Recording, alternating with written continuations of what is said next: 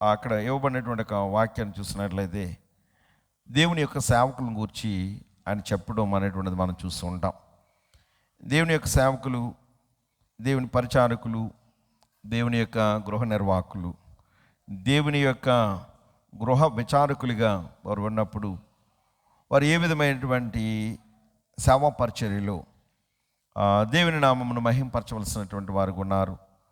వారికి ఇవ్వబడినటువంటి బాధ్యతలు, రెస్పాన్సిబిలిటీస్ ఏ విధంగా ఉన్నవి, వారి యొక్క జీవితాలు దేవునికి ఏ విధముగా మహిమకరంగా ఉండాలి, లేని ఏడల వారు ఏ విధముగా దేవునికి లెక్క అప్పగించవలసినటువంటి సత్యాలు, అనేకమైనటువంటి సత్యాలు పౌలు గారు తన యొక్క పరిచర్యను తనను గురించి తాను తెలియపరుచుకుంటూ దేవుని యొక్క పరిచారకులైనటువంటి వారు దేవుని యొక్క పరిచర్య నిమిత్తం వాడబడుచున్నటువంటి సమయంలో మరి ఎట్టి రీతిగా దేవుని నామాన్ని మహింపరచాలి, ఎట్టి రీతిగా గృహ నిర్వాహకులుగా ఉన్నటువంటి వారు ఒక విశ్వాసులను బలపరచవలసినటువంటి ఆవశ్యకత ఉందని పరిశుద్ధ గ్రంథంలో తెలియపరుచున్నాడు.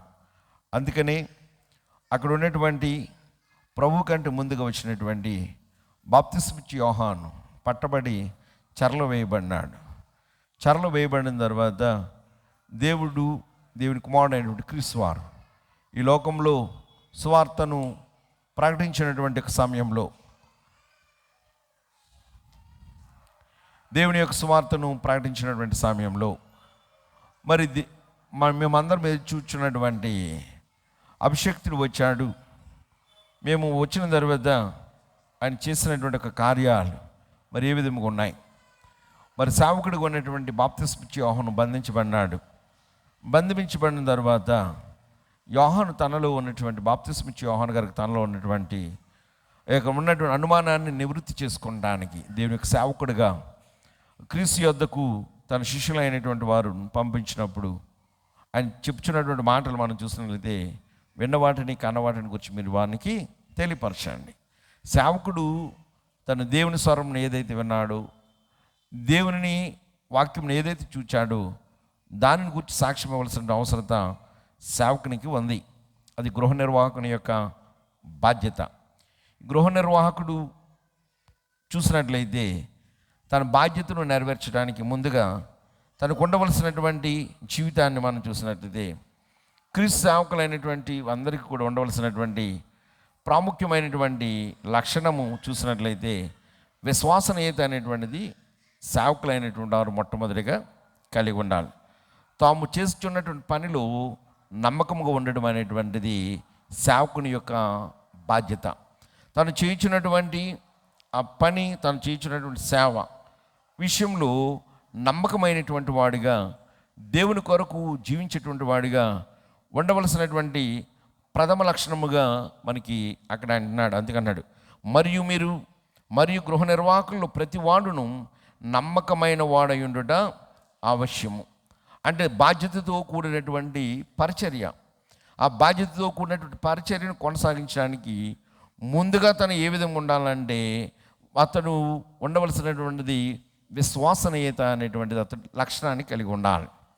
విశ్వసనీయత అనేటువంటి లక్షణం లేనప్పుడు దేవుని యొక్క గృహ నిర్వాహకుడిగా అనేక మందిని నశించిపోతున్నటువంటి వారిని రక్షించగలిగినటువంటి శక్తి ఆ గృహ నిర్వాహకుడు కలిగి ఉండడు. కాబట్టి తనకి ఇవ్వబడినటువంటి ఆ లక్షణం చూసినప్పుడు అది ఉండవలసినటువంటి లక్షణంలో మొట్టమొదటిది ఏంటంటే, క్రీస్తు సేవకులైనటువంటి వారందరూ కూడా కలిగి ఉండవలసినటువంటి ప్రత్యేక లక్షణం ఏంటంటే వారు నమ్మకమైనటువంటి వారుగా ఉండాలి. అందుకని లోకసువార్త 19వ వచనంలో అంటాడు, 17వ వచనం, అతడు బలా మంచి దాసుడా, నీవు కొంచెంలో నమ్మకం అంటే కనుక 10 పట్టణం మీద నేను అధికారిగా ఉండుమని వానితో చెప్పాను. అక్కడ చెప్తున్నాడు, నువ్వు కొంచెంలో నమ్మకంగా ఉన్నప్పుడు నువ్వు ఎటు మీద ఉంటే గనుక 10 పట్టణముల మీద అధికారమై ఉండదు అని అతనితో చెప్పును.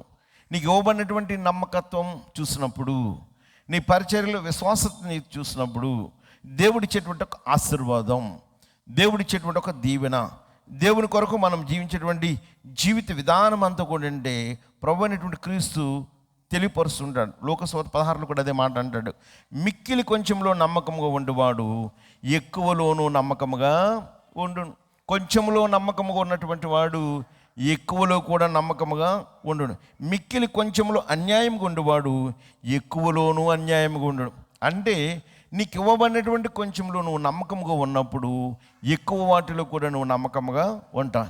ఇవ్వబడిన మిక్కిలి తక్కువలో అన్యాయంగా ఉన్నప్పుడు నీకు ఇవ్వబడినటువంటి ఎక్కువలో కూడా నువ్వు ఏ విధంగా ఉంటావు? అన్యాయంగా ఉంటావు. కాబట్టి ఫస్ట్గా నువ్వు కలిగవలసినటువంటి లక్షణాన్ని చూసినట్లయితే విశ్వసనీయత. ఈ విశ్వసనీయత అనేటువంటిది దేవుని దగ్గరికి మనల్ని నడిపిస్తుంది. విశ్వసనీయత అనేటువంటిది దేవునితో సహవాసం చేయడానికి అది ఉపయోగపడుతుంది. కాబట్టి గృహ నిర్వాహకుడు అనేటువంటి వాడు తను చేయవలసినటువంటి మొదటి లక్షణం విశ్వసనీయత, బాధ్యత. అందుకంటూ ఉంటాడు, మరి మీ చేతనైనను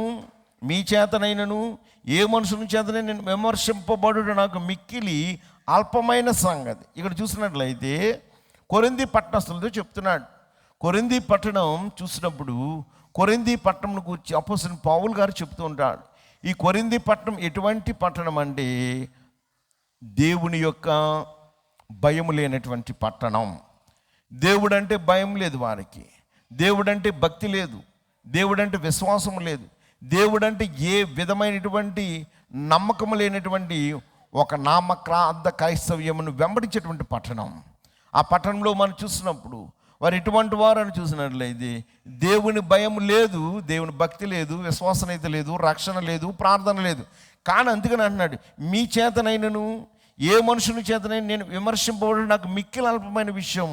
ఒకవేళ నన్ను మీరు విమర్శించినప్పటికీ కూడా నేను దానిని పట్టించుకునేటువంటి వాడని కాను. ఎందుకంటే మీరు విశ్వసనీయత లేనటువంటి ప్రజలు, మీరు దేవుడంటే భయం లేనటువంటి ప్రజలు, దేవునితో సహవాసము అనేటువంటి అనుభవం లేనటువంటి ప్రజలు, మీరు ఒక నామకార్థ క్రైస్తవ్యమును కలిగినటువంటి వారు. కాబట్టి మీ నుండి నాకు వచ్చేటువంటి విమర్శను ఆయన అంటూ ఉంటాడు కదా, నేను ఏ విధముగా కూడా మిక్కిలి అల్పమైన సంగతి అంటాడు కదా, నన్ను నేనే విమర్శించుకొనను. మీ విమర్శను బట్టి కూడా నన్ను నేను విమర్శించుకునేటువంటి వాడని కాను.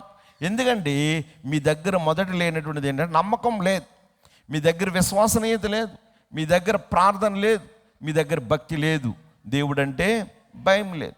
మీరు మమ్మల్ని విమర్శించినప్పటికీ కూడా నేను అల్పమైన దాన్ని నేను పరిగణిస్తాను. దానిని గురించి నేను ఏ విధముగా కూడా నేను చింతించేటువంటి వాడును కాను. నేను ఏ విధంగా కూడా చింతించేటువంటి వాడును కాను. ఎందుకంటే ఇక్కడ కొరింథీ వారిలో మనం చూసినట్లయితే వారికి విశ్వాసము ఉందో లేదో పౌలు గారిని జడ్జ్మెంట్ చేసేటువంటి ఒక యోగ్యత అయితే కొరింథీ పట్టణస్తులకు లేదు. వారు ఏ విధముగాను దేవునికి లోబడేటువంటి ఒక జీవితాలు వారికి లేవు.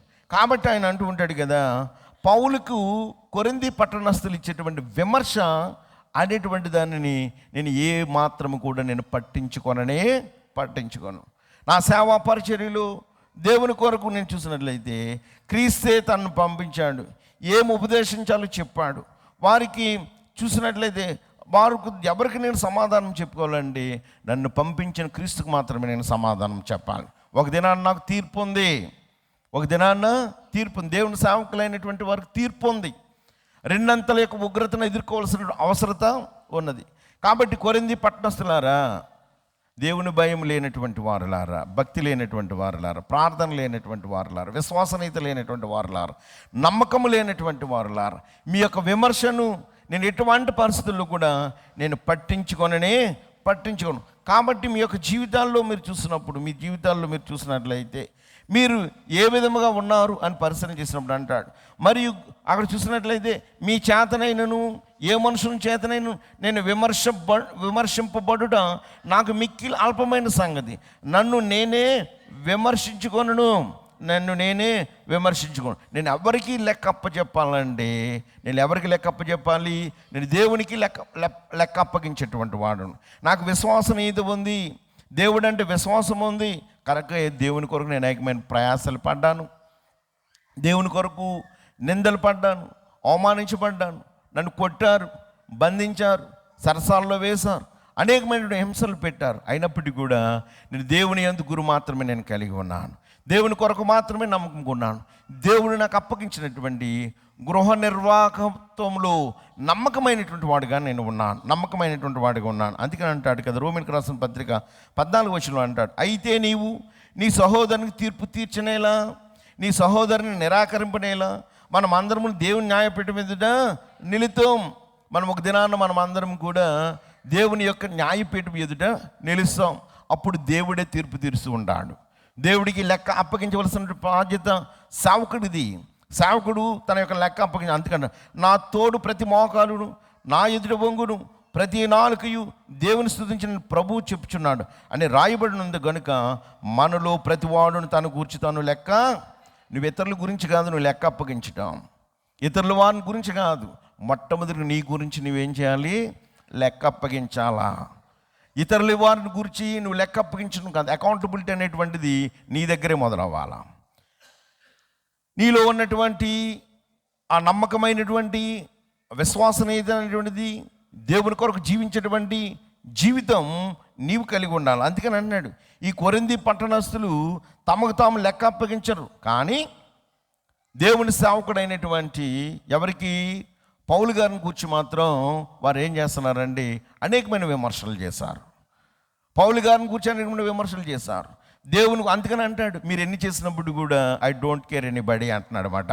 మీ విషయం చూసినట్లయితే నేను, ఎందుకంటే మీరు దేవుని భయం లేనటువంటి వారు, విశ్వాసత లేనటువంటి వారు, నమ్మకం లేనటువంటి వారు, మీరు ఎటు చూసినప్పుడు కూడా మీ జీవితాలలో భక్తి లేదు, కాబట్టి మీ విమర్శను నేను పట్టించుకొను అంటూ అంటాడు కదా. ఎవరు కూడా తనకు తానుగా తీర్పు తీర్చుకోనలేదు అతనికి తెలుసు. ఎందుకంటే మనం విమర్శించేటువంటి అంటాం కదా, నువ్వు 1 వేలు చూపించేవనుకు నీ వైపు 4 వేలు చూపిస్తూ ఉంటాయి. నువ్వు ఇతరుల వైపు 1 వేలు చూపిస్తూ ఉంటావు, కానీ నీ వైపు 4 వేలు చూపిస్తావు. కొరింథీ పట్టణస్థులారా, మీరు ఇతరుల యొక్క మరి పాపములను గూర్చి మీరు మాట్లాడగలరు, కానీ తనను గూర్చి తాను సరిగా మీరు ఎవరు కూడా తీర్పు తీర్చుకున్నటువంటి వారు కాదు. మీరు చేసినటువంటి పాపముల గురించి కానీ, మీరు చేసినటువంటి ఆ భక్తిహీనతను బట్టి కానీ, మీకు ఉన్నటువంటి ద లేక్ ఆఫ్ ఫెయిత్నెస్, విశ్వాసనీయత లేనటువంటి ఒక జీవితం గురించి కానీ మీరు ఎప్పుడు కూడా తీర్పు, అందుకనే నాకు తెలుసు అందుకే అంటాడు కదా, దేవుడు మాత్రమే అలా చేయగలడు. ఏం చేయగలడు? దేవుడు మాత్రమే అలా చేయగలిగేటువంటి యోగ్యత అనేటువంటిది ఉంది. అందుకని అంటాడు కదా, ఎందుకంటే ప్రతి వ్యక్తికి తాను ఏ పని అప్పగించాడో వ్యక్తి ఉద్దేశాలు, పోరాటాలు, పరీక్షలు, బాధలు అంతరంగంలో జరిగేవి ఏమిటో ఎవరికి తెలుసు అండి? ఆయనకే తెలుసు. దేవుడు నీకు అప్పగించినటువంటి పనులు, నీ యొక్క విశ్వాసనీయత, నీ నమ్మకత్వము, నీ యొక్క జీవిత విధానం అంతా కూడా ఏంటండి ఆయనకే తెలుసు. అందుకే అంటున్నాడు, నువ్వు కొంచెంలో నమ్మకంగా ఉన్నట్లయితే అనేకమైన వాటి మీద నిన్ను నేను నియమిస్తాను. నువ్వు 1 పట్టణంలో నమ్మకస్తుడిగా ఉన్నావు అనుకోండి, 10 పట్టణాలు నీకు నేను అప్పగిస్తాను. నువ్వు కొంచెంలో నువ్వు అన్యాయంగా ఉన్నట్లయితే ఎక్కువలో కూడా ఎలా ఉంటావు? అన్యాయంగానే ఉంటుంటావు. నువ్వు కొంచెంలో అన్యాయంగా ఉన్నటువంటి వాడు ఎక్కువలో కూడా అన్యాయంగానే ఉంటాడు. కాబట్టి కొరింథీ పట్టణస్థులు తమ జీవితాల్లో చూసినట్లయితే ఇతరులకు తీర్పు తీర్చేటువంటి అవకాశం కొరింథీ పట్టణస్థులకు లేదు. ఇతరులకు తీర్పు తీర్చేటువంటి ఆ వ్యవస్థ, లేకపోతే మనసు అనేటువంటి దేవుడు వారికి ఇవ్వాల. కారణం చూసినట్లయితే వారు భక్తిహీనులైనటువంటి ఒక జనాంగం, దేవుని భయం లేనటువంటి వారు, దేవుడంటే విశ్వాసనీయత లేనటువంటి వారిగా ఉన్నారు. అందుకంటాడు కదా, ఇతరులకు తీర్పు తీర్చుటకు కొరింథీ పట్టణస్థులారా మీకు లేదు, ఇతరులకి ఎవరికి కూడా లేదు. అందుకంటున్నాడు, నా యందు నాకు ఏ దోషము కానరాదు, అయినను ఇందువలన నీతిమంతుడిగా ఎంచబడను. ఒకవేళ నేను చేయుచున్నట్టు సువార్త పరిచర్య విషయంలో చూసినట్లయితే, మీరు నాకు అప్పగించినటువంటి గృహ నిర్వాహకత్వంలో నేను చూసినట్లయితే అక్కడ ఎటువంటి వాడిగా ఉన్నానండి, నా యందు ఏ దోషము కానరాదు, నా యందు ఏ దోషము కానరాదు, అయినను అందువల్ల నీతిమంతుడిగా ఎంచబడను. కాబట్టి నన్ను నేనే తీర్పు తీర్చుకుని, మనం ఒక్కొక్కరు ఏం చేస్తామంటే మనకు మనమే తీర్పు తీర్చేసుకుంటాం. మనకు మనమే తీర్పు తీర్చేసుకుని నేను పరిశుద్ధులను, నేను పవిత్రాలను, నేనేంటంటే విశ్వాసము భక్తి జీవితం నాలో ఉంది. అందుకని అన్నాడు, ఒకవేళ ఇక్కడ చూసినట్లయితే నా యందు నాకు దోషం కనపడలేదు, అయినను ఇందువలన నీతిమంతుడిగా ఎంచబడను. నన్ను విమర్శించువాడు ప్రభువే. నన్ను విమర్శించువాడు ఎవరు? ప్రభువే నన్ను విమర్శిస్తూ ఉంటాడు. ఎందుకంటే నేను ఆయన యొక్క గృహ నిర్వాహకత్వం నాకు అప్పగించబడింది. ఆ గృహ నిర్వాహకత్వంలో నేను ఎటువంటి వాడుగా ఉన్నానండి, విశ్వసనీయత కలిగినటువంటి ట్రాన్స్పరెంట్ లైఫ్ నాది. విశ్వసనీయత అనేటువంటిది కలిగినటువంటి వాడును. మన జీవితాలలో విశ్వసనీయత లేకుండా దేవునికి నమ్మకస్తులుగా ఉండడం అనేటువంటిది బహు దుర్లభమైనటువంటి ఒక విషయం. మనకు కావాల్సినటువంటిది విశ్వసనీయత కావాలి, దేవునిని విశ్వసించాలి, దేవుని కొరకు ఉండాలి. కాబట్టి అంటాడు అక్కడ మీరు చూసినట్లయితే, మరి నాకు ఏ దోషం కనబడకపోయినప్పుడు కూడా నేనైతే అనుకోవట్లేదు, నేను నీతిమంతుని అనుకోవట్లేదు. అందుకే కీర్తనకారుడు 143వ వచనం అంటాడు, 2వ వచనం, నీ సేవకునితో వ్యాజ్యమాడకము, సజీవుల్లో ఒకడు నీ సన్నిధిని నీతిమంతుడిగా ఎంచబడ్డాడు. కాబట్టి కొరింథీ పట్టణస్తులారా, పౌలు యొక్క పరిచయం చూసినప్పుడు పౌలు గారితో మీరు వ్యాజ్యమాడకండి. ఎందుకని చూసినట్లయితే పౌలు తన యొక్క పరిచయం అందుకంటే, నీ సేవకునితో వ్యాజ్యమాడకము, సజీవుల్లో ఒకడు నీ సన్నిధిని నీతిమంతుడిగా లేడు, ఉన్నటువంటి వారిలో ఎవరు కూడా నీతిమంతుడిగా లేడు. అందుకని రోమీయులకు రాసిన పత్రిక 3:20 ఏలయనగా ధర్మశాస్త్ర సంబంధమైన క్రియమూలముగా ఏ మనుషుడు ఆయన దృష్టికి నీతిమంతుడని తీర్చబడడు. ధర్మశాస్త్రం వలన పాపం మనకు ఎట్టుదో తెలియబడుచున్నది అంతే. మీరు అందరూ అనుకుంటున్నారు ధర్మశాస్త్రాన్ని నేను ఫాలో అవుతున్నాను, ధర్మశాస్త్రాన్ని వెంబడిస్తున్నాను, కానీ ఆ పాపాన్ని విడిచిపెట్టలా. మీకు చాలాసార్లు చెప్తుంటాను, ధర్మశాస్త్రానికి క్రీస్తు యొక్క పరిచయం, ధర్మశాస్త్రం పాపం ఏంటో చెప్తుంది అంతే. ఆ పాపాన్ని తీసే శక్తి ధర్మశాస్త్రానికి లేదు. మీరు ఆ ధర్మశాస్త్రాన్ని మీరు వెంబడిస్తూ ఆ ధర్మశాస్త్ర ప్రకారంగా మీరు జీవిస్తున్నారు, కానీ మీ ఆంతరంగిక జీవితంలో విశ్వసనీయత లేదు, మీ ఆంతరంగిక జీవితంలో దేవుని భయం లేదు, మీ ఆంతరంగిక జీవితంలో రక్షణ అనుభవం లేదు, మీ ఆంతరంగిక జీవితంలో నమ్మకం అనేటువంటిది లేదు. ఈ నమ్మకం అనేటువంటిది లేదు కాబట్టి ఆ యొక్క తీర్పు తీర్చగలిగినటువంటి వాడు ఆయనే. మీరు ఒకవేళ నన్ను విమర్శించినప్పటికీ కూడా అన్నాడు, నా గృహ నిర్వాహక పరిచర్యలో నేను ఏ యొక్క పాపమును కూడా నాలో లేదు, ఏ దోషము కూడా నాలో నాకు కానరాదు. అయినంత మాత్రమే నేను నీతిమంతుడని నేను అనుకొనట్లేదు, నేను నీతిమంతుడని అనుకొనట్లేదు. అందుకని అంటాడు కదా 5వ వచనం అంట, కాబట్టి సమయం రాక మునుపు అనగా ప్రభువు వచ్చే వరకు దేని గూర్చి తీర్పు తీర్చకుడి. ఆయన అంధకారమందల రహస్యములను వెలుగులోనికి తెచ్చి హృదయంలోని ఆలోచనలను బయలుపరిచినప్పుడు ప్రతి వానికి తగిన మెప్పు దేవుని వలనే కలుగును. ఎందుకంటే మీ యొక్క విశ్వసనీయతను బట్టి, మీ నమ్మకత్వమును బట్టి, మీ ప్రార్థనా జీవితాన్ని బట్టి, మీకున్నటువంటి భక్తి భావన బట్టి మీరు చూసినట్లయితే సమయం రాకమునుపు, ఒక సమయం ఉంది ప్రతి వారికి ఒక సమయం ఉంది. ఆ సమయంలో దేవుడు తీర్పు తీరుస్తాడు. ఆ సమయంలో దేవుడు తీర్పు తీరుస్తాడు కాబట్టి మీరు ఎవరికి తీర్పు తీర్చకండి, మీరు ఎవరికి కూడా తీర్పు తీర్చకండి. ఆయన అంధకారమందల రహస్యంలోనికి వెలుగులోనికి తెచ్చును. మనం చూసినట్లయితే బాహ్య జీవితాన్ని చూస్తూ ఉంటాం, కానీ ఆంతరంగిక జీవితం దేవుడికి తెలుసు. ఎవరికి తెలుసు? దేవుడికి తెలుసు. ఆంతరంగిక జీవితం దేవుడికి తెలుసు. కాబట్టి ఆంతరంగిక జీవితంలో వారు అక్కడ ఉన్నటువంటి వారు ఎటువంటి వారు అంటే కొరింథీ పట్టణస్తులు, వారు ఒక ఆచారమైనటువంటి భక్తి, ఒక ఆచారమైనటువంటి జీవితం, ఒక ఆచారమైనటువంటి కార్యకలాపాలు చేస్తూ వారు ఏమనుకున్నారండి, మేము కూడా దేవుని బిడ్డలమే అనుకున్నారు. కానీ దేవుడు అంటే ఆ భయంలో, అందుకని అంటాడు కొరింథీ పట్టణస్తులు ఎవరిని జ్ఞాపకం చేసుకోలేదు, అక్కుల ప్రిస్కిలను మాత్రం అని జ్ఞాపకం చేసుకుంటాడు. ఎందుకు అక్కుల ప్రిస్కిలను జ్ఞాపకం చేసుకున్నారు అంటే, ఆ కొరింథీ పట్టణ పరిచర్యలో మిగిలిన వాళ్ళందరూ కూడా, నేను ఒకసారి విన్నాను ఒక సేవకుని దగ్గర మాట, కొరింథీ పట్టణం అంట ఎంత సొదొమ గొమొర్రాల కంటే పాపమైన పట్టణం అంట కొరింథీ పట్టణం. అక్కడ కామ విలాపం అనేటువంటి చూసినప్పుడు భయంకరమైనటువంటి వ్యసనాలతో కూడినటువంటి పట్టణం అంట. అటువంటి పట్టణంలో దేవుని యొక్క పరిచర్యను ప్రేమించి తన గృహానికి పిలిచి గృహ నిర్వాహకత్వంలో ఉన్నటువంటి అపోస్తలుడైన పౌలును ప్రేమించినటువంటి ఒకే ఒక కుటుంబం ఏంటండి, అకుల ప్రిస్కిల కుటుంబాలు. వారిద్దరు ఎటువంటి వారండి, అటువంటి పాపిష్టి జనాంగం మధ్య కూడా పవిత్రతను కలిగినటువంటి వారు ఉన్నారంట. అటువంటి పాపిష్టి కార్యక్రమాలు జరుగుతున్న సమయంలో వారు పవిత్రతను కాపాడుకున్నటువంటి వారంట. అటువంటి ఏంటంటే దుష్కార్యముల మధ్య కూడా దేవుని కొరకు ఎదురు చూస్తున్నటువంటి వారంట. కాబట్టి అపోస్తలుడైన పౌలు తన యొక్క పరిచర్యలు అంటాడు, ఏమని చెప్తాడండి, అకుల ప్రిస్కిలను ఏం చేశాడు, తనను చేర్చుకున్నటువంటి వారికి ఉన్నారు. దేవుని కొరకు స్థిరపడినటువంటి కుటుంబం వారు, దేవుని యొక్క పరిచారకుడైనటువంటి పౌలను ప్రేమించినటువంటి కుటుంబం అంట అకుల్ల ప్రిస్కిల్లా కుటుంబం. అటువంటి భయంకరమైనటువంటి ఒక పట్టణంలో కూడా ఏంటంటే దేవుని యొక్క భయము, దేవుని యొక్క భక్తి, దేవుని యొక్క కార్యాలనేటువంటివి ఆ సజీవమైనటువంటి విశ్వసించినటువంటి కుటుంబము మాత్రమే వారి యొక్క కుటుంబం. అందుకనే దేవుని యొక్క వాక్యం అంటాడు, కాబట్టి సమయం రాకమునుపు ఇతరుల విశ్వాసం అయితే వారి ఉద్దేశాల విషయంలో ఏమి కూడా తీర్పు తీర్చకూడదు. పౌలు భావం మనుషులు బయట ప్రవర్తన విషయంలో తీర్పు తీర్చాలని మనకేంటంటే తర్వాత చెప్తూ ఉంటాడు. ఎక్కడ కొరింథీయులకు రాసినటువంటి పత్రికలు చెప్తూ ఉంటాడు. ఏమని చెప్తూ ఉంటాడంటే వారి యొక్క బాహ ప్రవర్తనలో చూసినట్లయితే అంటాడు, కొరింథీయులకు రాసిన పత్రిక 5:12 ఈ వెలుపటి వారికి తీర్పు తీర్చుట నాకేలా, వెలుపలి వారికి దేవుడే తీర్పు దేవుడు తీర్పు తీరుస్తాడు. కాబట్టి ఆ తీర్పు తీరుస్తాడు. కాబట్టి నాకు ఇవ్వబడినటువంటి గృహ నిర్వాహకత్వంలో నేను నమ్మకమైనటువంటి వాడిగా ఉన్నాను. అందుకని హృదయంలో దాగి ఉండే వాటిని క్రీస్తు తీర్పు తీర్చగలడు. మన హృదయంలో ఉండేటువంటి ప్రతి దానిని కూర్చోండి. అందుకని మీకు మొన్న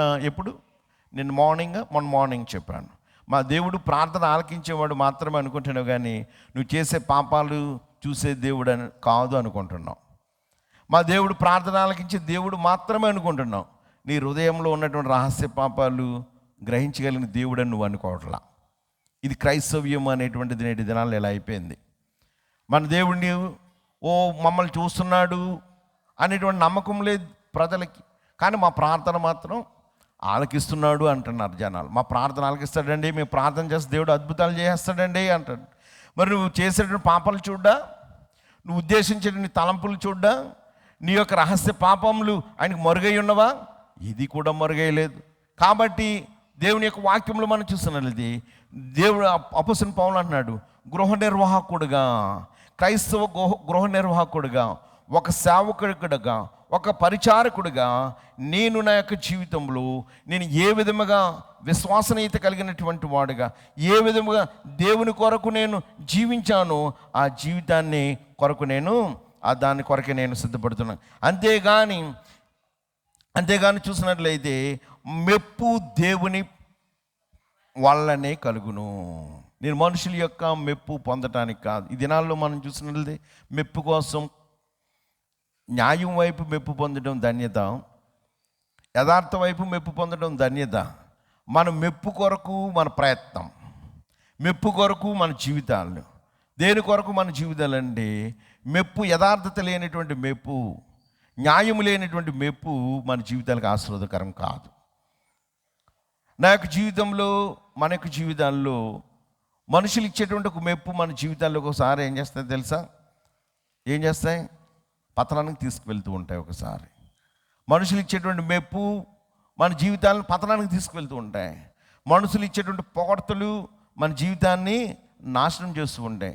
మనుషులు ఇచ్చేటువంటి మెప్పు మన జీవితంలో తెలియకుండానే గర్వాన్ని తెస్తూ ఉంటాయి. మనుషులు అంటాడు, ఒక ఆయన రాస్తుంటాడు, ఇనుముని ఎవరేం చేయలేరు. ఇనుము ఎవరైనా ఏమైనా చేయగలరా? మీరు పక్కనున్న ఊసలను కొట్టండి, గుద్దుకొద్దండి, గుద్దుది ఏమవుతుంది? మీ చెయ్యి నొప్పడుతుంది తప్ప ఇనానికి ఏమీ అవ్వదు. అవును కదా? ఇనుము చాలా వెరీ స్ట్రాంగ్ మెటీరియల్, కానీ ఇనుమును ఎవరేం చేయలేరు. ఎందుకు పాడైపోద్ది ఇనుము? తనకు తాను వల్ల తుప్పు పట్టడం, దాన్ని ఎవరు చెయ్యక్కర్లేదు. ఆ ఇనుముకు పట్టినట్టు తుప్పు వలన ఇనుము పాడైపోద్ది, దాన్ని ఎవరేం చేయలేడు. కానీ మానవుని యొక్క జీవితంలో మనలో ఉన్న మన గర్వమే మనల్ని పతనం చేస్తుందంట. మానవుడిని జీవితంలో చూసిన నిన్ను ఎవరేం చేయరు, కానీ ఇనుము తన యొక్క జీవితంలో ఎవరేం చేయలేడు. కానీ తనకు పట్టిన తుప్పే ఆ ఇనాన్ని ఏం చేస్తుందంటే భూమిలో కలిపేస్తూ ఉంటుందంట. అలాగే మానవుని యొక్క జీవితంలో, మన జీవితంలో మనం చూసినప్పుడు మనలో పుట్టినటువంటి గర్వమే మనల్ని ఏం చేస్తుందంట? పతనానికి నడిపిస్తుంది.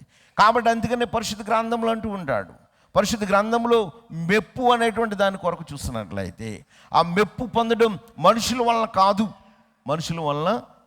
ఎవరి వలన మెప్పు? అది దేవుని వలన మెప్పు. అది ఎప్పుడంటే ఒక దినాన్న ఆయన నీ కొరకు నా కొరకు సిద్ధపరిచాడు. ఒక దినాన్న నీ కొరకు నా కొరకు సిద్ధపరిచాడు. కాబట్టి నేను గృహ నిర్వాహకత్వంలో నేను యథార్థతతో కూడినటువంటి వాడిగా ఉన్నాను అంటున్నాడు. కాబట్టి కొరింథీ పట్టణస్థులారా, మీరు ఒకవేళ నన్ను విమర్శించినా, ఒకవేళ ఏం చేసినప్పుడు కూడా మీ గురించి నేను మనకి ఇచ్చేటువంటి సాక్ష్యం కూడా మనకంటే మంచోడు ఇవ్వాలి. మన గురించి ఇచ్చేటువంటి సాక్ష్యం మనకంటే ద బెటర్ దెన్ లైఫ్ ఉన్నటువంటి వాడు మన కొరకు సాక్ష్యం. ఆ సాక్ష్యం మనకు వాల్యుబుల్.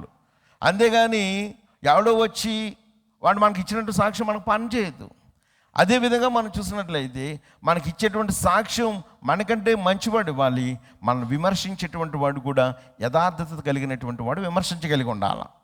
ఇక్కడ దేవుని యొక్క వాక్యం చూసినట్లయితే పౌలు తన యొక్క జీవితంలో ఎటువంటి జీవితాన్ని కలిగినాడు, ఎటువంటి భక్తి కలిగాడు, ఎటువంటి జీవిత అనుభవాల చేత 14 పత్రికలు రాశాడు అపోస్తలుడైన పౌలు.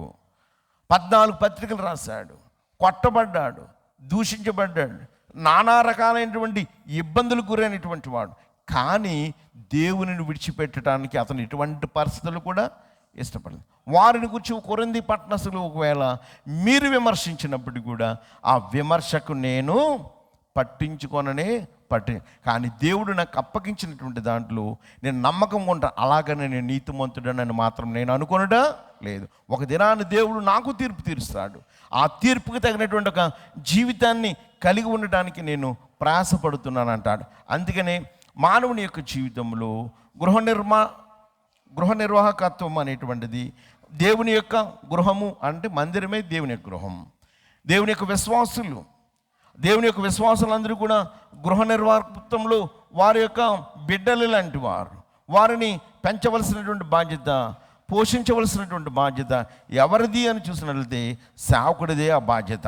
ఆ సేవకుడికి ఉండవలసింది అంటే విశ్వాసనీయత ఉండాలి ఫస్ట్ గుండా. అందుకనే అతను ఏ విధంగా ఉండాలి, ఏ విధమైనటువంటి లక్షణాలను కలిగి ఉండాలి అనేటువంటిది కూడా మనకి దేవుడు తన యొక్క పరిశుద్ధ గ్రంథంలో రాయించాడు. 14వ వచనం చూసినట్లయితే రోమీయులకు రాసిన పత్రిక 14వ అధ్యాయం 12వ వచనంలో ఒక మాట అంటూ ఉంటాడు. ఏమని చెప్తూ ఉంటాడంటే, నా తోడు ప్రతి మోకాలును నా ఎదురు వంగును, ప్రతి నాలుగు దేవుని స్తుతించును అని ప్రభువు చెప్పుచున్నాడు అని రాయబడి ఉన్నది గనుక మనలో ప్రతివాడును తన్ను గూర్చి దేవునికి లెక్క అప్పగించాలి. ప్రతివాడును కూడా తన్ను గూర్చినటువంటి లెక్క అప్పగించాలి. అందుకని అంటూ ఉంటాడు, ఏమంటాడు యోనా గారు ఒకసారి ఏం చేస్తాడు, నినివేకి వెళ్ళమంటే తర్షీష్కి వెళ్ళిపోతాడు. తనని బట్టి ఏమొచ్చింది, తుఫాను వచ్చింది, ఉగ్రత వచ్చింది. తనని బట్టి ఉగ్రత వచ్చినప్పుడు అన్నాడు, యోన ఎంత నిష్కలంకంగా ఒప్పుకున్నాడు, నన్ను బట్టియే ఈ యొక్క తుఫాను వచ్చింది. తన యొక్క నిష్కలంకమైన జీవితం చూసినట్లయితే యోనాను గురించి సేవకులు రాసేటప్పుడు వాళ్ళ పుస్తకాలు చదువుతూ అంటారు, యోనాను గురించినటువంటి మంచి సర్టిఫికెట్ ఎవరు ఏంటంటే ముందుగా పారిపోయినటువంటి సేవకుడు ఉన్నాడు, తర్వాత వచ్చాడు.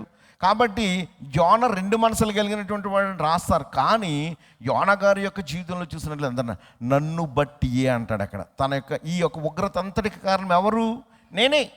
ఈ యొక్క పాపమునకు, దేవుని యొక్క ఉగ్రతకు, ఈ యొక్క నడి సముద్రంలో ఈ యొక్క వాడలో ఉన్నటువంటి వారి అందరి యొక్క ప్రాణాపాయ స్థితి కలగటానికి ఎవరిని బట్టి వచ్చిందండి, నన్ను బట్టే వచ్చిందని ఒప్పుకుంటాడు. అక్కడ నన్ను బట్టే వచ్చింది. కాబట్టి ఈ నన్ను బట్టే ఈ యొక్క దేవుని యొక్క ఉగ్రత అనేటువంటిది వచ్చిందని ఒప్పుకున్నాడు. కాబట్టి యోనాను దేవుడు మరలా ఎక్కడికి పంపించాడు, నినివే పట్టణానికి పంపించాడు. యోనా తన యొక్క జీవితంలో తనకు ఉన్నటువంటి ఒక పాపాన్ని, నేనైనా సరే నీకున్నటువంటి పాపం, నువ్వు చేసినటువంటి మిస్టేక్, నేను చేసినటువంటి మిస్టేక్ ఉన్నప్పుడు దేవుని దగ్గర ఒప్పుకుంటేనంట దేవుడు అంటకి విశ్వాసనీయత కలిగినటువంటి వాడిగా నీవు నిన్ను వాడుకుంటాడంట. దేవుని కొరకు జీవించేటువంటి వారంగా ఉంటూ ఉంటామంట. అందుకని అంటూ ఉంటాడు ఏంటి, జీవితపు గృహ నిర్వాహకుడు అయినటువంటి వాడు చెప్తున్న మత్తయి సువార్త 25వ వచనంలో చూసినట్లయితే అక్కడ ఉంటాడు. ఆయన ఒక వేరే పట్టణానికి వెళ్ళిపోతూ అక్కడ ఉన్నటువంటి వారికి ఏమి అప్పగించాడు, తనకు ఉన్నటువంటి ఆసనాంతని కూడా మత్తయి సువార్త 25వ అధ్యాయం ఒకసారి తిన్నాము. మత్తయి సువార్త 25వ అధ్యాయం ఇక్కడ దేవుని యొక్క వాక్యం చూసినట్లయితే 14వ అధ్యాయం చూసిన, పరలోక రాజ్యం ఒక మనుషుడు దేశాంతరం ప్రయాణమై తన దాసులను పిలిచి తన ఆస్తుల వరకు అప్పగించినట్లుండు. అతడు ఒకనికి 5 తలాంతులు, ఒకనికి 2, ఒకనికి 1 ఎవని సామర్థ్యం చొప్పున వానికి ఇచ్చి వెంటనే దేశాంతరము పోయాను. వారందరూ కూడా ఏం చేశారంటే దేశాంతరము పోయాను. 5 తలాంతులు తీసుకున్నవాడు వెళ్ళి వాటితో వ్యాపారం చేసి మరి 5 తలాంతులు పొందాడు. ఇలా మనం చూసినట్లయితే అక్కడ ఉన్నటువంటి తలాంతుల్లో చూసినట్లయితే జీవితపు గృహ నిర్వాహకుడు ఏం చేశాడండి, తనకి ఇవ్వబడినటువంటి పరలోక రాజ్యం ఎటువంటిదంటే అక్కడ ఇవ్వబడినప్పుడు అతడు ఒకడికి 5 తలాంతులు ఇచ్చాడు, ఒకడికి 2 ఇచ్చాడు, ఒకడికి ఏమి ఇచ్చాడంట, ఎలా ఇచ్చాడంటే దేవుడు యవన సామర్థ్యం కొలిది వాళ్ళకి ఇచ్చాడు దేవుడు. నీ సామర్థ్యం ఎంత ఉందో అంతవరకు ఇచ్చాడు దేవుడు. నీ సామర్థ్యంకు మించి మనకి దేవుడు ఇవ్వడు. మన శక్తి సామర్థ్యాలను దేవుడు బేర చేసుకుంటూ ఉంటాడు. దేవుడు బేర చేసుకుంటాడు. ఎందుకంటే పేతురు గారి యొక్క శక్తి సామర్థ్యాలు తెలుసు, ఆండ్రూస్ యొక్క శక్తి సామర్థ్యాలు తెలుసు. వారు ఎటువంటి వారు అంటే చేపలు పట్టి జాలర్లు మాత్రమే కాదు, వారు పామరులు మాత్రమే కాదు, వారికి ఏంటంటే దేవుని కొరకు వారు ఏ విధంగా ప్రయాసపడాలో తెలుసు. అందుకని పేతురు తన యొక్క పరిచర్యను చూసినట్లయితే ఒక పామరుడైనటువంటి పేతురు, జాలరైనటువంటి పేతురుని తీసుకువెళ్ళి తత్వవేత్తలు, బైబిల్ పండితులు, ధర్మశాస్త్ర విశ్లేషకులు అనేటువంటి వారి మధ్య దేవుని సువార్తను ప్రకటించన్నాడు. అంటే దేవుని పరిచర్యలో ఎటువంటి నమ్మకమైనటువంటి వాడుగా ఉన్నాడు.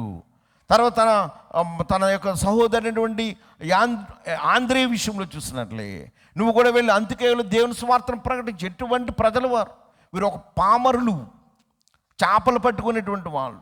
కానీ వాళ్ళని దేవుడు ఏం చేస్తారు, వాళ్ళ యొక్క శక్తి సామర్థ్యాలు దేవుడికి తెలుసు. చివరికి వారు ప్రాణమును సహితము కూడా ఏం చేస్తారంటే వారు ప్రాణమును సహితం కూడా దేవునికి అప్పగించేటువంటి వారే, విశ్వాసనీయత కలిగినటువంటి వారు, నమ్మకమైనటువంటి వారు, దేవుని కొరకు ప్రయాసపడేటువంటి వారు. అందుకని అంటున్నాడు కదా, ఆ 1 తలాంతుడు అంటాడు కదా, లోకసువార్తలో అంటాడు, కఠినమైన మాట, నువ్వు కఠినుడు అని నాకు తెలుసు. కఠినమైన వాడి దగ్గరికి నువ్వెందుకు వచ్చావు అని అడుగుతాడు కదా ప్రభు. అక్కడ నువ్వు ఇటువంటి వాడు అని తెలిసినప్పుడు అతని దగ్గర నువ్వెందుకు వెళ్ళావు? ఆ 1 తలాంతు వాడు తను తప్పించుకోవడానికి నింద ఎవరి మీద వేస్తాడు? తప్పు మనం చేస్తాం, నింద ఇతరుల మీద గెంటుదాం. తప్పేమో మనం చేస్తాం, నిందేమో ఇతరుల మీద గెంటుదాం. అలాగే ఇక్కడ మనం చూసినప్పుడు ఇక్కడ అన్నాడు యేసు ప్రభు దగ్గర, నువ్వు కఠినుడు అని నాకు తెలుసు అంటున్నాడు. ఆయన కఠినుడు అన్నప్పుడు అతని దగ్గరికి ఎందుకు వెళ్ళావు? అతను కఠినుడు కాబట్టి అతని దగ్గరికి మనం వెళ్ళకూడదు. ప్రభు దగ్గరికి నువ్వు వచ్చావు, ఇతరుల వల్లే నిన్ను కూడా నేను ప్రేమించాను, ఇతరులకు 5 తలాంతులు ఇచ్చాను, 2 తలాంతులు ఇచ్చాను, అదే ప్రేమ నీ మీద చూపించి 1 తలాంతు ఇచ్చాను. నువ్వు ఇప్పుడు ఏమంటున్నావు? నీకు సామర్థ్యం లేక, నువ్వు సామర్థ్యం లేక, దేవునికి నమ్మకమైన జీవితం లేక మళ్ళీ దేవుడిని అంటున్నాడు, నువ్వు కఠినుడు అని నాకు తెలుసు కాబట్టి భూమిలో తవ్వి పాతి పెట్టాను అంటున్నాడు. భూమిలో తవ్వి ఎస్కేపింగ్. నీకు ఇవ్వబడినటువంటి సామర్థ్యం కొలిది దేవుని కొరకు నువ్వు పని చేయలేదు. పని చేయకుండా నువ్వేమన్నాడు, దేవుడే కనుక కఠినుడు అయితే మనం ప్రేమించగలడా? దేవుడే కనుక కనికరం లేనటువంటి వాడు అయితే మనం చేసినటువంటి పాపములకు అసలు ఈ భూమి మీద మనం ఉండేటువంటి వారుమా? దేవుడు ఆయన అన్ని వేళ మనం ప్రేమిస్తున్నాడు. అన్ని వేళ ఆయన ఏంటంటే మన మీద కనికరాన్ని చూపిస్తున్నాడు. కాబట్టి ఆయన కొరకు నీవు ఏ విధంగా ఉన్నావు, ఆయన కొరకు ఏ విధంగా ఉన్నావు. అందుకని అపోస్తలుడైన పౌలు తన యొక్క పరిచర్య అంతట్లో కూడా ఏంటంటే బలా నమ్మకమైనటువంటి మంచి దాసుని యొక్క పరిచర్య చేశాడు. దేవుని కొరకు జీవించినటువంటి వాడుగా ఉన్నాడు, కొంచెంలో నమ్మకంగా ఉన్నాడు, అనేకమైన వాటిని దేవుడు ఆయనకి ఇచ్చాడు. అనేకమైనటువంటి ఆశీర్వాదాలు అనేటువంటివి ఆ యొక్క దేవుడు ఏం చేశాడంటే తన యొక్క దాసుడైనటువంటి, అందుకని ఆయన అంటున్నాడు కదా, కొరింది మనం చూసినట్లయితే ఎన్ని పట్టణాలకు పత్రికలు రాశాడు, ఎన్ని పట్టణాలకు పత్రికలు రాశాడు, ఎన్ని చోట్ల సంఘాన్ని స్థాపించాడు, దేవుని యొక్క నామమును ఎంతగా మహిమపరిచినటువంటి వాడుగా ఉన్నాడు. అందుకని అంటూ ఉంటాడు, ఏమంటాడంటే కొరింథీయులకు రాసిన పత్రిక 6వ అధ్యాయం 20వ వచనంలో, విలువ పెట్టి కొనబడిన వారు కనుక మీ దేహంతో దేవునిని మహిమపరచండి.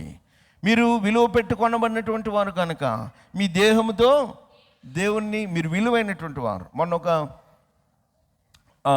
సోషల్ మీడియాలో ఒకటి చూశాను, చాలామంది అనుకుంటూ ఉంటారు నేను ఎందుకు పనికిరాను అనుకుంటారని. ఏమనుకుంటారు?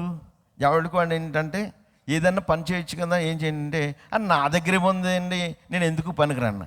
మరి వాళ్ళకి ఏమొచ్చిందో చూసారన్నా, ఒక మనిషి యొక్క విలువ ఈ లోకంలోనే డబ్బుతో చూస్తేనంట ఒక మనిషి వాడి యొక్క అవయవాలు కాలిక్యులేట్ చేస్తానంట 10 కోట్ల రూపాయల విలువైనటువంటి వాడు అంట.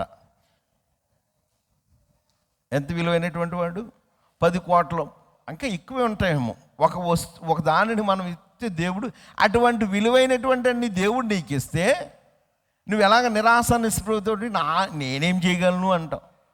నీవేం చేయగలవు కాబట్టి నీ కొన్నోటి పీకి పక్కడికి పెడతానంటే ఏం చేస్తాం మనం? నీ శరీరంలో దేవుడు మంచి మంచి అవయవాలన్నీ దేవుడు ఇచ్చాడు. ప్రతి అవయవము విలువైనదే, ప్రతి అవయవము విలువైనది. అబ్బాయి నాకు ఏముందండి అంటే, నీ ముక్కు పీకేస్తాను రా అబ్బాయి, వేరొకటి పెడతాను, ప్లాస్టిక్ సర్జరీ చేస్తాను అన్నందుకు నీ జీవితం ఏమైనా ఉంటుందా అంటే ఎంత అటు పెట్టించుకుంటే ఎంత ఖర్చు పెట్టాలా? దేవుడు నిన్ను ఒక విలువైనటువంటి వాడికి ఇచ్చాడు, ఒక శ్రేష్టమైనటువంటి వాడికి ఇచ్చాడు. నువ్వేమనుకుంటావు తెలుసా? నేను ఎందుకు పనికిరానని నువ్వు అనుకుంటాను. ఎందుకు పనికిరావు? నువ్వు చాలా విలువైనటువంటి వాడివే. దేవుడు నిన్ను అన్నాడు, విలువ పెట్టుకున్నాడు. ఆయన నిన్ను విలువ పెట్టుకున్నాడు. విలువైనటువంటి మనుషులుగా దేవుడు మనం సృష్టించాడు. మనం చూడండి, మనం చూసినట్లయితే మానవుడి యొక్క జీవితం ఎంత ప్రాముఖ్యమైనదో చూడండి అసలు. కానీ ఈ ప్రాముఖ్యమైనటువంటి జీవితం మనం అనేకమైనటువంటి వాటికంటే దౌర్భాగ్యమైన జీవితంతో జీవిస్తూ ఉంటాం. ఎంత విలువైనటువంటి జీవితం! మాట్లాడటానికి దేవుడు ఇచ్చాడు, చూడడానికి ఇచ్చాడు, ఆలోచించడానికి ఇచ్చాడు. అసలు చూసినట్లయితే దేవుడు ఎంత అద్భుతమైన బహుమానాలు ఏ విధంగా చేశాడు. అన్నీ ఇచ్చినటువంటి దేవుడు మన శరీరంలో 39 పార్ట్లు ఉన్నాయి, ఇంపార్టెంట్ పార్ట్స్. అన్నింటి కొరకు కూడా రక్షణ ఉంటాడు. కానీ 39 కొరడా దెబ్బలు కూడా తిన్నాడు మన కొరకు. ప్రతిదానికి కూడా స్వస్థత ఇవ్వడానికి ఆయన స్వస్థత మనకు కలగజేయడానికన్నా ఆయన కొరడా దెబ్బలు తిన్నాడు. అంటే ఇచ్చినటువంటి వాడు ఊరుకోలా, దాన్ని సంరక్షించడానికి కూడా ఆయన ఏం చేశాడు? మన కొరకు ఆయన కొరడా దెబ్బలు తిన్నాడు. అటువంటి విలువైనటువంటి నీవు నేను కూడా విలువ లేనటువంటి వరకు దేవుని కొరకు మనం జీవిస్తున్నాం. విలువ లేనటువంటి వరకు దేవుని కొరకు జీవిస్తున్నాం. అందుకని అన్నాడు, నీ యొక్క శక్తి సామర్థ్యములను మించి దేవుడు నిన్ను వాడుకోవడానికి సిద్ధంగా ఉండగా, ఆ శక్తికి మించి దేవుడు నీకు ఇచ్చినటువంటి దాంట్లో కొంచెంలో నమ్మకం ఉండు. కొంచెంలో నమ్మకం ఉండు. కొంచెంలో నమ్మకం ఉన్నప్పుడు చూడండి, ఒకసారి మనం అప్పుకి వెళ్తాం, ఓ ₹1,00,000 అడిగితే ఇస్తాడు. జాగ్రత్తగా అట్టుకెళ్ళి కట్టేస్తాం అనుకోండి, ఎంత అడిగినా ఇస్తాను. ఇచ్చిన తర్వాత అబ్బాయి నువ్వు నాకు ఎప్పుడు ఇచ్చావు, అది ఇచ్చావు, ఇది ఇచ్చావు అనుకున్నాను. ఒరే ప్రాణాపాయ స్థితిలో ఉన్నాను, ఆ దగ్గర డబ్బులు ఉంటాయి, కానీ ఏమంటాడు? ఒరే నీకు పైసా కూడా ఇవ్వని అంటాడు. ఎందుకంటే నువ్వు నమ్మకమైనడు కాదు. నువ్వు ఎటువంటి వాడు? నమ్మకమైనడు కాదు. మనం అలా అంటారు. అంటే చెప్పండి, మీ అందరి దగ్గరికి నేను పండగ కప్పుకు వస్తాను. ఏం చేస్తాం? నమ్మకమైనడు. నీ ఆస్తి ఉందో నాకు వద్దురా, నీకు ఏముందో నాకు అవసరం లేదు, నీ మాట నువ్వు చాలా కరెక్ట్గా ఉంటావు, పేక తెగన ఊరుకుంటావు, కానీ మాట తప్పనటువంటి వాడు, కాబట్టి నీకు ఎంతైనా ఇస్తుంది తీసుకెళ్ళి అంటారంటారా? ఒకవేళ కొంతమంది చూస్తూ ఉంటాను, నన్ను కొంతమంది నేను పర్సనల్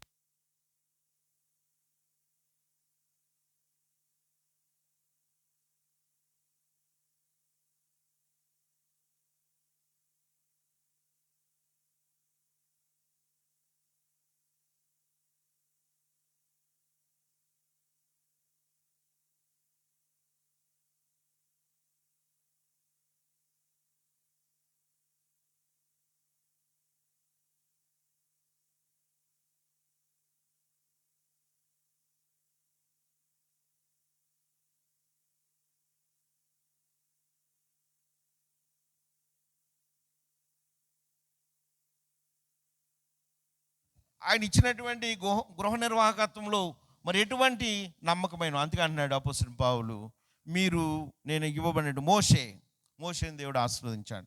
కారణం, మోషే తనకి ఇవ్వబడినటువంటి వ్యక్తిగత బాధ్యత. పౌలు గారికి తనకి ఇవ్వబడినటువంటి బాధ్యతలు వారి గృహపరిచారకులుగా 30 లక్షల మందిని నడిపించడానికి మోషేకి ఉన్నటువంటి, మనం ఇంట్లో 2 పిల్లల్నే నడిపించలేం కదా అంటారు. ఒక్క పిల్లలు ఉన్నవాడు కూడా అంటాడు, నిన్న ఎవడో ఏం చేశాడు, వాళ్ళ అమ్మని దొరికిన కడకాల నరికేసాడు పిల్లవాడు. ఎందుకు నరికేసాడు? వాడు సెల్ ఫోన్లోనంట ఏమైపోయింది, ఏంటది, మొబైల్ నెట్. ఆ మొబైల్ నెట్ అయిపోయిందంట. అయిపోతే ఇటువంటి చెప్పకూడదు, పిల్లలు మన మీద ప్రయోగాలు చేస్తారని భయం అవుతుంది అప్పుడప్పుడు. మొబైల్ నెట్ అయిపోతే వాళ్ళ అమ్మ మొబైల్ అడిగాడు అంటాడు. వాళ్ళ అమ్మ ఏం చేసిందంటే, ఒరే మొబైల్ ఇవ్వండి రా అందంట. మొబైల్ ఏమంటారంటే కోపంకి వెళ్ళిపోయాను, అమ్మ మొబైల్ పక్కన పెట్టి ఎక్కడో పెట్టేసి పడుకుంటే, వీడు నాకు మొబైల్ అయిపోయిన తర్వాత వాడు ఏదో గేమ్ ఆడుతున్నాడంట. ఆ గేమ్లో మా అమ్మ నన్ను మొబైల్ నెట్ అడిగితే ఇవ్వలేదని ఏం చేశారో తెలిసి, వాళ్ళ అమ్మ పడుకున్న తర్వాత ఆ ఫోటో చూస్తేనండి అసలు చూడలేకపోతున్నమాట. నేను అనుకున్నాను, ఎవడరా ఇంత దారుణంగా అంటే, కింద మ్యాటర్ చదువుతుంది, ఎవడు వాడు సొంత కొడుకేనంటాడు. అటు పిచ్చోడైపోయాడు. దేనికి పిచ్చోడైపోయాడు? సెల్ ఫోన్కి పిచ్చోడైపోయాడు. మొబైల్ నెట్ ఇవ్వలేదని వాళ్ళ అమ్మని అసలు చూస్తే ఎంత దారుణంగా ఉందండి, అంత దారుణంగా. ఏంటని చూస్తే వాడు కొడుకే. ఎటువంటి జీవితాల్లో, ఇటువంటి ఒక భ్రష్టత్వం కలిగినటువంటి జీవితాల్లో జీవించినట్టు మనం దేవుని కొరకు ఎంత నమ్మకమైనటువంటి వారం ఉండాలా. ఎంత నమ్మకమైన ఒక్క కొడుకే ఆమె, కానీ ఆ కొడుకు మాత్రం ఏం చేశాడు, ఆమె మీద దాడి చేశాడు. కానీ అటువంటి 30 లక్షల మందిని నడిపించడంలో మోషే గారికి ఎంత ఓపిక కావాలి, ఎంత సాత్వికం కావాలి, ఎంత నెమ్మది కావాలి, ఎటువంటి విమర్శలు వస్తూ ఉంటే ఎటువంటి అందుకని మోషే తన యొక్క ఎంత కోపిస్తాడో మోషే దేవుని చేత నడిపించినప్పుడు అంత సాత్వికుడు అయిపోయాడంట మోషే. ఆ సాత్వికమైన మనసు ఉండడం చేతనే ఆ యొక్క ఫరో దగ్గర నుంచి ఆ ప్రజలందరినీ విడిపించగలిగాడు. అందుకని అంటాడు క్రైస్తవ గృహ నిర్వాహకుడు, క్రైస్తవ సేవకుడు, తనకు అప్పచెప్పబడినటువంటి బాధ్యత. యోబు కూడా అంటూ ఉంటాడు 19:4 రిఫరెన్స్ వద్దు, చదవద్దు. యోబు గారు కూడా అంటూ ఉంటుంటాడు, దేవుడు నాకు ఇచ్చినటువంటి ఒక పని, దేవుడు నాకు ఇచ్చినటువంటి ఆ బాధ్యతల్లో నేను వ్యక్తిగత బాధ్యతగా నేను ఎంతవరకు దేవునికి నమ్మకమైనటువంటి వాడిగా ఉన్నాను, ఎటువంటి వాడిగా నేను ఉన్నాను. అందుకని అంటూ ఉంటాడు. మత్తయి సువార్తను మనం పరిశీలన చేసినప్పుడు, మత్తయి సువార్త 11వ అధ్యాయంలో మనం చూసినప్పుడు కొన్ని మాటలు మనకి ఇక్కడ చెప్పబడుతూ ఉంటాయి. ఇక్కడ ఎవరు మనం చూసినట్లయితే యోహాను గారు కనపడుతూ ఉంటాడు. యోహాను గారిని మనం పరిశీలన చేసినప్పుడు ఇక్కడ చెప్తున్నటువంటి మాట మనం చూసినట్లయితే 11వ అధ్యాయం 2వ వచనం చూసినట్లయితే, క్రీస్తు చేయుచున్న కార్యములను గూర్చి యోహాను ఎక్కడున్నాడు? ఆయన సరసాల్లో ఉన్నాడు. సరసాల్లో విని, రాబోవాడవు నీవేనా, మేము మరి ఒకరి కొరకు కనిపెట్టవలెనా? రాబోవాడవు నీవేనా, నేను ఇంకా వేరొకరి కొరకు మేము కనిపెట్టవలసినటువంటి అవసరం ఉందా? అంటే నీ కొరకు మేము ఎదురు చూస్తున్నాం, నీ కొరకు సరసాల్లో ఉన్నాడు. వీరందరూ కూడా ఎదురు చూసేటువంటి కార్యం ఏంటంటే, మనకి ఒక మెస్సై రాబోతున్నాడు. ఎవరు వస్తున్నాడు? మెస్సై రాబోతున్నాడు. ఆయన ఏం చేస్తాడు? ఒక రాజ్యాన్ని స్థాపిస్తాడు. ఆయనకు అధికారం ఇవ్వబడుతుంది, సింహాసనం మీద కూర్చుంటుంటాడు. యూదులను పరిపాలించేటువంటి రోమా చక్రవర్తులందరినీ కూడా ఏం చేస్తాడు? సంహరిస్తాడు. కాబట్టి ఆ రాజు కొరకు మేము ఎదురు చూస్తున్నాం. కాబట్టి ఆ రాజు వస్తాడు. వచ్చిన తర్వాత మేము చూసినట్లయితే ఇంకా మాకు స్వేచ్ఛ వస్తుంది, మనం చూసినట్లయితే స్వాతంత్రంతో మేము జీవిస్తూ ఉంటాం, మా జీవితాలు ఆనందకరంగా ఉంటాయి, ఉత్సాహంగా ఉంటాయి, సంతోషంగా ఉంటాయి అని ఈ ప్రజలైనటువంటి వారు ఏం చేశారంటే రావాల్సిన వాడు కొరకు ఎదురు చూశారు. రావాల్సిన వాడు వచ్చేసిన తర్వాత వీరి యొక్క ఆలోచనలన్నీ చూసినట్లయితే ఎటువంటి ఆలోచనలు కలిగి ఉన్నారంటే, యూదులు మాకు వచ్చేటువంటి వాడు యూదులకు రాజు రాబోతున్నాడు. ఆయన ఏం చేస్తాడంటే ఈ రోమా ప్రభుత్వం కింద నుంచి మమ్మల్ని విడుదలిస్తాడు. ఆయన ఒక సింహాసనం మీద ఆసీనుడై ఉంటాడు. వీళ్ళందరినీ కూడా ఏం చేస్తాడంటే సంహరిస్తాడు. కాబట్టి మాకు ఆ రాజు చేతి మేము స్వేచ్ఛతో మేము జీవిస్తూ ఉంటాం, ఆనందంగా ఉంటాం. కానీ ఆయన వచ్చేసిన తర్వాత ఏం చేశాడు? ఆయన చూసినట్లయితే ఆయన చేతి కత్తి పట్ల వెళ్ళి సింహాసనం మీద సింహాసనం మీద కూర్చోలేదు. కత్తి పట్టుకుని నేను రాజుని కాబట్టి నేను వెళ్ళాలా. ఆయన ఏం చేస్తున్నాడంటే దీనత్వముతో దేవుని యొక్క పరిచర్యను, దేవుడు పంపించినటువంటి నమ్మకత్వంతో దేవుని యొక్క పరిచర్యను అది ఏం చేశాడంటే చేస్తూ ఉన్నాడు.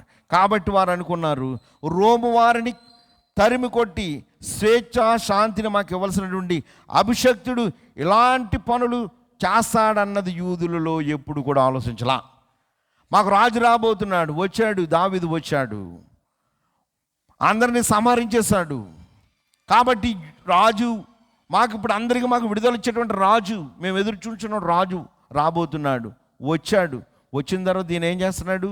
ఇంకా వీళ్ళు బ్రతుకులు చూస్తే ఎక్కడున్నాయి? రోమా ప్రభుత్వం కిందనే అణగారినటువంటి స్థితిలో ఉన్నాయి. రోమా ప్రభుత్వం కింద అణగారినటువంటి స్థితిలో ఉన్నాయి. అందుకనే ఈయన ఎక్కడున్నాడండి? యోహాను గారు చెరసాలలో ఉన్నాడు. యోహాను గారు ఎక్కడున్నారు? చెరసాలలో ఉన్నారు. ఇక్కడ చూసినట్లయితే గలిలయ ప్రాంతంలో ఉన్నటువంటి ఆ పరిపాలకుడు అనేటువంటి హేరోదు తనకు ఉన్నటువంటి యోహాను గారికి ఉన్నటువంటిది ఏంటంటే ఉన్నట్లుగా యథార్థతను గూర్చి ప్రకటించేటువంటి గొప్ప ప్రవక్త. ఉన్నట్లుగా నా అనేటువంటి తారతమ్యం లేనటువంటి వాడు, పాపం అంటే అది పాపముగానే ఖండించినటువంటి వాడు, ఆ పాపమును కూర్చున్నటువంటి ఎక్కడ కూడా మొకమాటము లేనటువంటి సువార్త చేసినటువంటి వాడు. ఆ సువార్తను బట్టి ఎవరికి నచ్చలేదండి? హేరోదుకు నచ్చకపోవడం చేత ఈయన తీసుకెళ్ళి ఎక్కడ పెట్టారండి? చెరసాలలో వేశారు. చెరసాలలో వేసినప్పుడు ఆ చెరసాలలో ఉన్నటువంటి సమయంలో తనకు ఉన్నటువంటి అనుమానాన్ని నివృత్తిని చేసుకోవడానికి ప్రభు దగ్గర తన శిష్యులను పంపించాడు. ఏమని అని చూసినట్లయితే, రాబోవాడవు నీవేనా, మేము మరి ఒకరి కొరకు కనిపెట్టవాలా.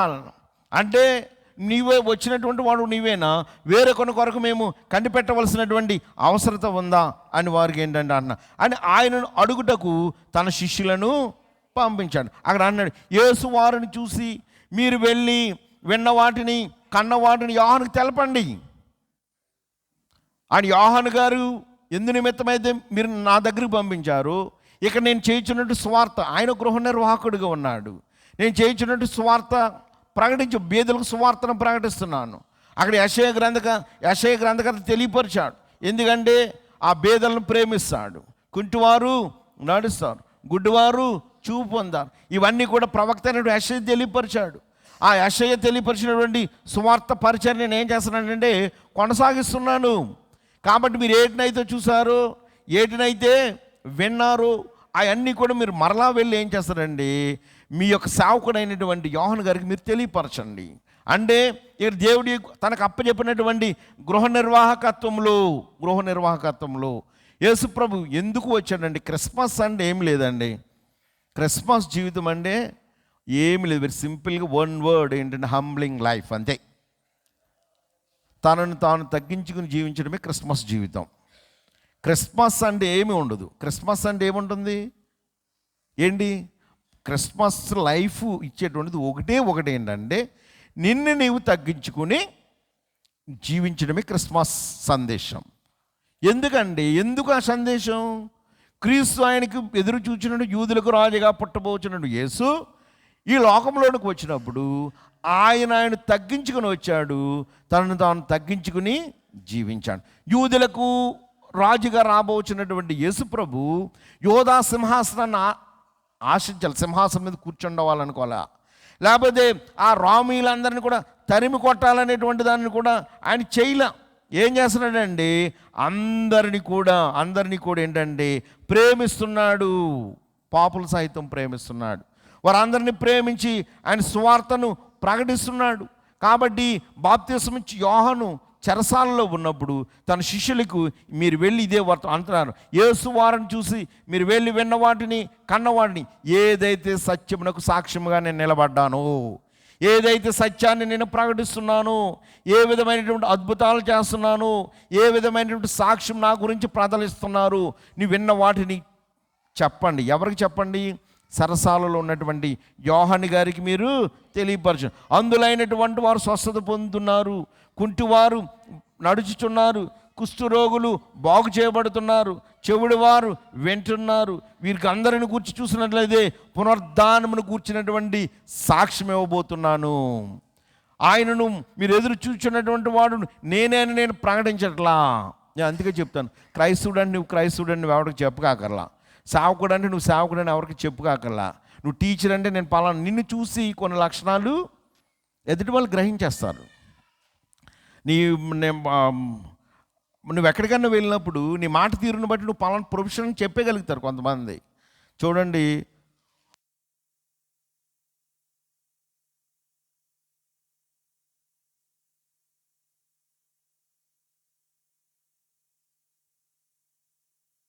ఎక్కడికి వెళ్ళినప్పుడు మీరు పాస్టర్ గారండి అంటారు. ఎందుకండి? మీరు మాట్లాడే విధానం అలా ఉంది. ఆడు మనం విసిగించినా కానీ కొంచెం ఓపిక, మీరు పాస్టరా, ప్రీచింగ్ చేస్తారా, లేకపోతే ఏం చేస్తారు అనేటువంటిది వాళ్ళు అడుగుతారు. లేకపోతే కొంతమంది మీరు క్రైస్తవులండి మనల్ని అడుగుతారు కదా, అడగరా? అడుగుతారు కొంతమంది, మీరు క్రైస్తవులండి, మీరు క్రైస్తవులు అయితే ఓకే ఎలా ఉన్నారా అంటారు. ఏంటి? ఎవరన్నా ఇబ్బందులు ఉంటే కనికరమని, లేకపోతే మనం ఇది దోషణ మాటలు మాట్లాడరని. ఇవన్నీ ఏంటంటే మనం చెప్పక్కర్లా, ఎవరు చెప్తారు? మనల్ని బట్టి ఇతరులు సాక్ష్యం ఇస్తూ ఉంటారు, ఇతరులు సాక్ష్యం ఇస్తారు. అందుకని యేసుప్రభు వారు అంటున్నారు, అక్కడ కుంటివారిని నేను బాగు చేస్తున్నాను, గుడ్డివారిని చూపిస్తున్నాను, పునరుద్ధానం కూర్చున్నటువంటి సువార్తను నేను ప్రకటిస్తున్నా. మీరు ఏదైతే విన్నారో మీరు దాన్ని గురించి మీరు ఎవరికి చెప్తారండి? ఆయనకి చెప్పండి. ఎందుకంటే మలాకి 3:1 చెప్పబడింది, నీకంటే ముందుగా ఒకరిని నేను పంపిస్తాను. ఆయన ఎవరు? యోహాను గారే. యేసుప్రభు సువార్తను ప్రకటించడానికి ముందుగా ఒక ఆయన పంపించారు. ఆయన ఎవరంటే యోహాను గారు. అందుకని అంటాడు, మరి వాగ్దానం చేయబడినటువంటి అభిషక్తుడు చేయవలసిన పనులన్నీ తానే చేస్తున్నాడు. ఏం చేయాలని చేస్తున్నాడు? అందుకే అంటాడు యెషయా 9:10, ఆ దినమున చెవిటి వారు గ్రంథవాక్యములు విందురు, అంధకారం కలిగిన గాఢాంధకారం కలిగిన గుడ్డివారు కన్నులారా చూస్తారని ఎవరు చెప్పారు? 750 సంవత్సరాల క్రితం 700 సంవత్సరాల క్రితం మెస్సయ్య పుట్టినప్పుడు పుడతాడని చెప్పాడు. పుట్టిన తర్వాత చేసిన కార్యాలు చెప్పాడు. కాబట్టి మేము ఎదురు చూడవలసింది నేనా కాదా? మీరే ఒకసారి వెళ్ళి సరసాలలో ఉన్నటువంటి యోహాను గారికి మీరు ఏం చేస్తారండి, తెలియపరచండి అన్నాడు. సరసాలలో ఉన్నటువంటి ఆయనకి తెలియదు. అందుకని యెషయా 67లో మొదటి వచనం, ప్రభువు యెహోవా ఆత్మ నా మీదకి వచ్చి ఉన్నది, దీనులకు సువార్తమానం ప్రకటించుటకును, యెహోవా నన్ను అభిషేకించును, నలిగిన హృదయం గలవారిని దృఢపరచుటకును, చెరలోనున్న వారికి విడుదలను, బంధింపబడిన వారికి విముక్తిని ప్రకటించుటకు ఆయన రాబోతున్నాడు. వచ్చాడు, వచ్చిన తర్వాత అదే చేస్తున్నాను. కాబట్టి మీరు నా విషయమై అభ్యంతర పడిన వాడు ధన్యుడని ఉత్తరము ఇచ్చాను. తనను గూర్చి అభ్యంతరం పడినటువంటి వాడు ధన్యుడు, తడబాటు చెందినటువంటి వాడు అనేటువంటి మాట. మీరు తడబడవలసిన అవసరం లేదు. మీరు ఏ విధమైనటువంటి తడబాటుకు గురి అవ్వాల్సినటువంటి అవసరం లేదు. అందుకని మరియు నా విషయం అభ్యంతరపడిన వాడు ధన్యుడని ఉత్తరం ఇచ్చాను. వారు వెళ్ళిపోవచ్చును. యేసు యోహానుని కూర్చి జనసమూహములు ఇలాగూ చెప్పసాగెను, మీరేమి చూచుటకు అరణ్యంలోనికి వెళ్ళితిరి? గాలి కదల్చున్న రెల్లున జమ్మున మరి ఏమి చూడ వెళ్ళితిరి? సన్నపు బట్టలు ధరించుకున్న మనుషున్న, ఇదిగో సన్నపు బట్టలు ధరించుకున్న వారు రాజగృహంలో ఉందురు. ఈయన ఎక్కడున్నాడు? సరసాలలో ఉన్నాడు, దేవుని యొక్క స్వార్థను ప్రకటిస్తున్నాడు అంటూ అక్కడ కింద ఒక మాట చెప్తూ ఉంటాడు కదా. మరి ఏమి చూడ వెళ్తిరి? ప్రవక్తన? అవును, కానీ ప్రవక్త కంటే గొప్పవానని మీతో చెప్పుచును. బాప్తిసమిచ్చు యోహాను తన శిష్యులు వచ్చినప్పుడు యేసుప్రభు ఇచ్చినటువంటి ఒక సందేశంలో మనం చూసినట్లయితే ఆయన అన్నాడు, అక్కడ చూసినట్లయితే యోహాను ప్రవక్తే, యోహాను కంటే గొప్పవాడు మీ మధ్య ఉన్నాడు. అందుని గురించి యోహాను గారిని గురించి అంటాడు. ఇదిగో అక్కడ ఆయన చెప్తూ ఉంటాడు ఏమని, ఇదిగో నేను నా దూతను నీకు ముందుగా పంపుచున్నా, అతడు నీ ముందర నీ మార్గమును సిద్ధపరచునని ఎవని గూర్చి రాయబడిన అతడే ఈ యోహాను. ఇది ఏంటంటే, నేను ఏ విధంగా వాగ్దానం చేతి ఈ లోకంలోనికి వచ్చానో అదే వాగ్దానం చేతి కూడా పంపించబడినటువంటి వాడే యోహాను. కాబట్టి ఈ యోహానుని గూర్చి దేవుడు తన ప్రణాళికలో ఏదైతే ప్రణాళికని ఏర్పాటు చేశాడు అదే ప్రణాళికను మనం ఏంటంటే నెరవేర్చడానికి ఆయన సిద్ధంగా ఉన్నాడు. కాబట్టి అక్కడ సందేశము ఇవ్వబడుచున్నటువంటి సమయంలో ఆయన ఒకనొక సమయంలో అంట, ఆయన చెప్పుల వారుని ఇప్పుటకు కూడా నేను యోగ్యుడను కాను. చెప్పులు అంటే యోహాను గారికి ఏంటంటే తన యొక్క జీవితంలో చూసినట్లయితే అక్కడ ఉన్నటువంటి మనుషులు కూడా అనుకుంటూ ఉంటారు. ఏమనుకుంటూ ఉంటారు? ఓ ఇక్కడ ప్రవక్త అయినటువంటి బాప్తిసం ఇచ్చి యోహాన్ని సరసాల్లో పెట్టారు. కానీ ఆయన తర్వాత వచ్చినటువంటి మెస్సయ్య రాజు వచ్చాడు, కానీ ఆయనకి విడుదల ఏం చేయలేదు, విడుదల కలగలేదు. కానీ ఆయన ఎటువంటి విడుదల కలగజేయడానికి వచ్చాడండి? ఈ లోకంలో ఆయనకు ఆ బాప్తిసం ఇచ్చినటువంటి వాడు ఆయన బాప్తిసం ఇచ్చి యోహానే. కానీ దేవుని యొక్క ప్రణాళిక ఏదైతే జరగాలో, ఏదైతే నిశ్చయించబడిందో దానిని జరిగించడానికి సిద్ధపడినటువంటి వాడు ఉన్నాడు. అందుకని అంటాడు కదా యేసుప్రభు వారు ఆయన గురించి అంటాడు, స్త్రీలు కనిన వారిలో బాప్తిసం ఇచ్చి యోహాను కంటే గొప్పవాడు పుట్టలేదని నేను మీతో చెప్పుచున్నాను. ఆయన వెళ్ళిన తర్వాత అక్కడ ఉన్నటువంటి జనసమూహానికి చెప్తున్నాడు, ఈ బాప్తిసం ఇచ్చి యోహాను యొక్క జీవితం ఎంత గొప్పదంటే, స్త్రీలు కనినటువంటి నరుల్లో యోహాను గారి కంటే గొప్పవాడు ఎవడు లేడు. అక్కడ తర్వాత వేరొక మాట ఉంటుంది అనుకోండి, అక్కడ ఎంత యోగ్యమైనటువంటి వాడంటే యోహాను గారిని గూర్చి ఎవరు చెప్తున్నారు? యేసుప్రభు చెప్తున్నాడు. ఆయన ఒక గృహ నిర్వాహకుడిగా తనకు అప్పచెప్పినటువంటి బాధ్యతలో మరి ఏంటంటే యోహాను గారి యొక్క పరిచర్య, యోహాను గారు చేసినటువంటి భక్తి జీవితం చూసినట్లయితే యోహాను బోధ యథార్థంగా ఉండేదంట, ఖండించే విధంగా ఉండేదంట. ఏంటంట? యోహాను గారి యొక్క బోధ అంతా ఖండించడమే, బుద్ధి చెప్పడం, గద్దించడం. మరి ఒక బోధను బట్టి ఆనాటి వారు యోహాను గారి యొక్క కఠినమైనటువంటి ఒక పరిచర్యను వారు అంగీకరించలేనటువంటి వారు ఉన్నారు. కాబట్టి అన్నాడు, ఈ యోహాను గారు చూసినట్లయితే సేవకుడు చేయవలసింది ఏంటంటే, మీరు వెళ్ళి యోహాను గారికి చెప్పిన ఉత్తరం ఏంటంటే తెలుసా, ఇక్కడ నేను ఏరుకుని కొరకు ఎదురు చూడాలన్నప్పుడు నేనేం చేస్తున్నారో మీరు విన్నారు, మీరు చూశారు. కాబట్టి ఆ వర్తమానమే మీరు ఆయనకి తెలియపరచండి. నేను ఏదైతే చేస్తున్నాను, యెషయా ప్రవక్త 700 సంవత్సరాల క్రితం ఏదైతే తెలియపరిచాడో నేను ఆ పరిచర్య చేస్తున్నాను. కాబట్టి ఆయన నేనే అనేటువంటి ఒక సత్యాన్ని నేను రుజువుపరచుకోవడం కాదు, నేను చేయుచున్నటువంటి అద్భుతాలను బట్టి, ఆశ్చర్యకార్యాలను బట్టి మేము ఎదురు చూచిన మెస్సయ్య వచ్చాడనేటువంటి గ్రహింపు ఎవరికండి? ఆయనకు అంటే మెస్సయ్యను కూర్చున్నటువంటి సత్యం ఏంటంటే ప్రకటించబడాలి. మరి కాబట్టి ప్రభునందు ప్రియమైనటువంటి దేవుని ప్రియ సంగమా, మరి సేవకుడిగా మన జీవితాలలో, భక్తి కలిగినటువంటి మన జీవితాల్లో మరి మనం చేసేటువంటి విన్న వాటిని, నీ గురించి నా గురించి విన్న వాటిని, నీ గురించి నా గురించి కన్న వాటిని గురించి దేవుని యొక్క సువార్త ప్రకటించబడాలి.